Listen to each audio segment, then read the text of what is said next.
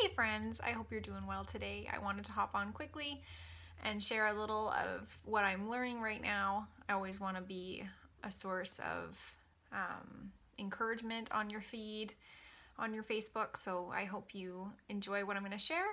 I just want to ask if you struggle with resting, because I think many of us do. And this is something I've been learning about in a course that I'm taking right now, and so I'm going to glean from what I've learned in there and share it with you. I'm still processing all of this, of course, but I was reading that the importance of rest in addition to work. So we all have different kinds of work we do, whether that's raising kids and being home with them, or running a business from home, or working out of the home, whatever that looks like for you. Rest is still so important for you. So I was reading, it said in my course, I was just looking over my notes, and it said that that your life doesn't exist to serve your work. Your work exists to serve your life. And I thought that was such an interesting quote, and such an interesting thought to think on, because so often I think we're kind of slaves to our work, and everyone's circumstance is different. I don't know what your life looks like right now, but I love to see people being blessed by their work, and being able to do a job that they love and that really does serve their life versus their life serving their work. So I was reading, it said, periods of dedicated rest and renewal are critical to maximizing your productivity and reaching your full potential.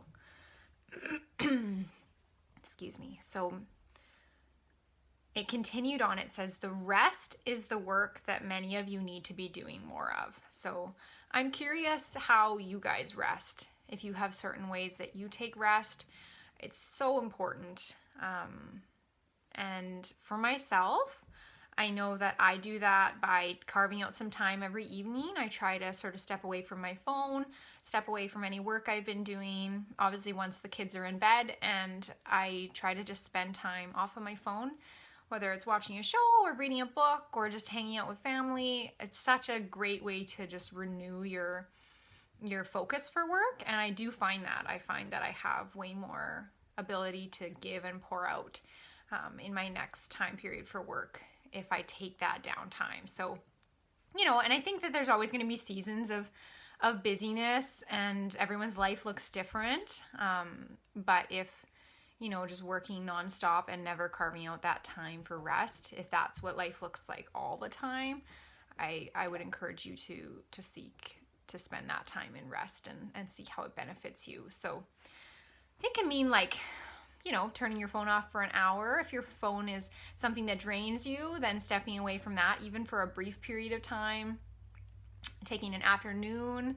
I even like to take a day a week is something I sort of aim for, where I step away from my phone for that day, and I'm just not tied to that.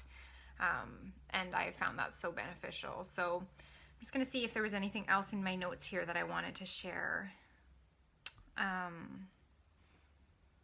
Another quote I loved from this was that they said, productivity isn't about doing more, it's about doing what's most important.